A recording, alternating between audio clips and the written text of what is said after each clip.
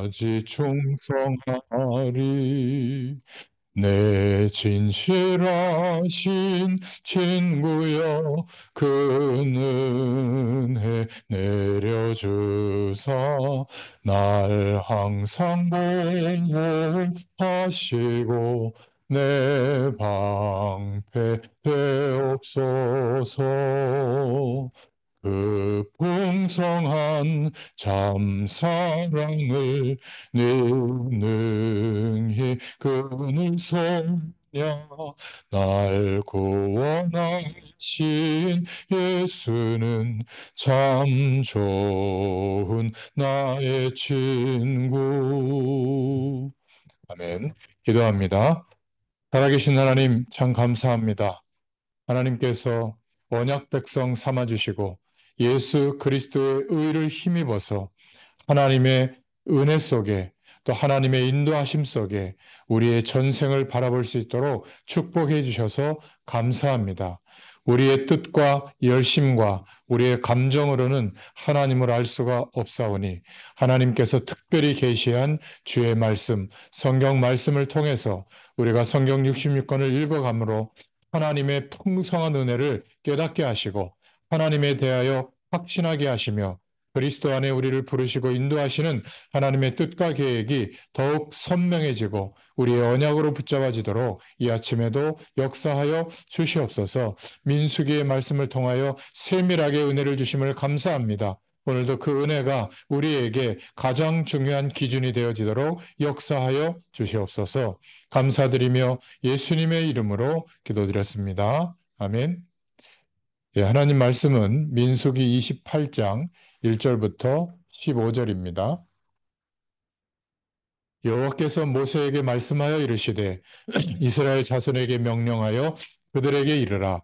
내 헌물, 내 음식인 화제물, 내 향기로운 것을 너희가 그 정한 시기에 삼가 내게 바칠지니라. 또 그들에게 이르라.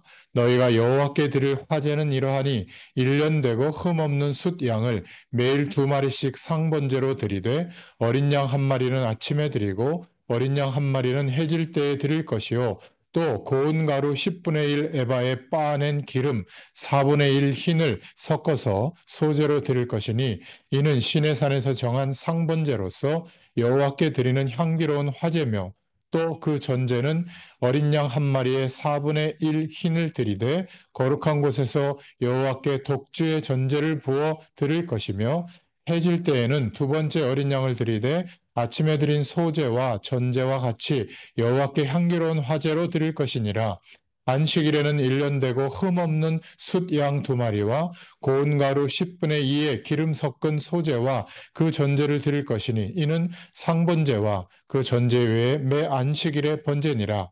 초하루에는 숫송아지 2마리와 숫양 1마리와 1년 되고 흠없는 숫양 7마리로 여호와께 번제를 드리되 매 수송아지에는 고운 가루 10분의 3의 기름 섞은 소제와 수양 한 마리에는 고운 가루 10분의 2의 기름 섞은 소제와 매 어린 양에는 고운 가루 10분의 1의 기름 섞은 소제를 향기로운 번제로 여호와께 화제를 드릴 것이며 그 전제는 수송아지 한 마리에 포도주 반 흰이요 수양 한 마리에 3분의 1 흰이요 어린 양 한 마리에 4분의 1 흰이니 이는 1년 중 매월 초하루의 번제며 또 상번제와 그 전제 외에 숫 염소 한 마리를 속죄제로 여호와께 드릴 것이니라. 아멘. 오늘 제목은 하나님께 가까이라는 제목입니다. 오늘 말씀을 읽어보면 뭐 이렇게 많이 드리나 이렇게 생각할 수 있는데요. 의미가 있습니다. 오늘 첫 번째로 제사한다는 것에 대해서 말씀하고 있는데 이스라엘 백성이 이제 하나님이 약속하신 땅 가나안에 들어가서 드려야 하는 제사에 대한 설명의 앞부분이에요. 하나님께서 28장 오늘 2절에 보니까 이스라엘 백성에게 제사하라고 명령하시는데 내 헌물, 내 음식, 내 향기로운 것이라고 말씀하고 있습니다. 이스라엘 백성들이 드리는 제물은 모두 하나님이 허락한 것이에요. 그들은 제사함으로 자신들이 가진 모든 것을 하나님이 주신 것이라는 것을 기억하도록 한 겁니다. 이 제사하지 않으면 사람들은 그것이 자기 것인 줄 압니다. 그러나 제사하면서 하나님의 것이라고 고백하고 그 고백의 마음을 다시 자신의 삶에 적용시키도록 그렇게 하신 겁니다. 그래서 제사하지 않고 자신의 것으로 생각하고 사용한다면 이스라엘 백성들은 도둑이 되죠. 세상에서는 도둑이라고 말하지 않겠지만 하나님께서는 하나님의 것을 가져갔다. 도둑이라고 말씀하십니다. 그 사람이 가진 것은 결코 그의 것이 아닌데 하나님이 허락한 것인데 마음대로 사용하기 때문에 그렇습니다. 우리는 날마다 하나님께 나아가고 하나님의 주인 되심과 하나님의 인도하심을 감사해야죠. 예수 그리스도와 함께 죽고 예수 그리스도와 함께 영원한 생명으로 거듭난 그 모든 것이 이제 하나님이 허락하신 것으로 우리의 인생의 시간과 모든 것을 살아가는 줄로 믿습니다. 그래서 화제를 드리는데 태워서 드리죠. 하나님께 향기로운 것이라고 말씀하고 있습니다. 이것을 즐겁게 하는 것, 누그러뜨리는 것이라고 번역할 수 있는데 동물을 태우는 냄새가 어떻게 향기로운 냄새가 될 수 있겠습니까? 그렇죠? 근데 그 동물은 사실 예수 그리스도를 예표합니다. 그것은 예수님의 대속 사역을 고백하고 상기하도록 하는 것이죠. 예수님의 그 대속 사역과 사랑 때문에 그 백성을 향한 화를 누그러뜨리는 것이죠. 그래서 화제로 드릴 때, 번제로 드릴 때 하나님께서 용서하시고 또 은혜를 베풀어 주십니다. 예수님이 이 땅에 오시기 전부터 그렇게 한 것이죠. 오늘날 우리들에게도 매일 말씀과 기도로 예배할 때 예수님의 의를 힘입어서 하나님의 용서를 구하면 하나님이 은혜를 베푸시고 또 하나님의 은혜와 능력으로 역사해 주십니다. 매일 새벽 예배 때 기도하면서 나의 죄를 하나님 앞에 고할 수 있기를 바랍니다. 나의 죄를 용서하시는 하나님을 의지하며 찬양할 수 있기를 바랍니다. 우리는 그렇게 매일, 매주, 매월 하나님의 은혜와 용서를 구하면 하나님의 충만한 축복이 임하게 됩니다. 절기를 지키며 하나님의 행하시는 일을 기억하고 행하실 일을 기억하고 축하하며 제사를 드리는 것이 오늘 말씀에 나옵니다. 그렇게 매 시간 단위로 정해진 시간에 예배함으로 하나님께 더 가까이 나아가게 된 것이죠. 우리는 예배하고 있습니까? 예배함으로 하나님께 가까이 가야 합니다. 매일 하루의 첫 시간, 하루의 마지막 시간, 그리고 하루 중에 가장 좋은 시간에 하나님의 말씀을 묵상하면서 하나님을 바라볼 수 있기를 바랍니다. 예배는 하나님께 가장 가까이 가는 좋은 방법이죠. 예배하지 않으면 우리는 하나님으로부터 멀어질 수밖에 없는 겁니다. 자, 두 번째로 오늘 제사의 종류가 나오는데 28장 3절에 상번제가 나옵니다. 매일 드리는 제사인데 매주 드리는 안식일 제사 그리고 매월 초하루에 드리는 초하루 제사에 대해서 말씀하고 있습니다. 이렇게 시간의 단위마다 시간의 주인이신 하나님을 기억하면서 제사하도록 하신 거예요. 매일 아침 저녁으로 드리는 제사를 상번제라고 했습니다. 아침 해가 뜨기 직전과 저녁 해가 가라앉은 후에 빛이 남아있는 그 시간에 드렸죠.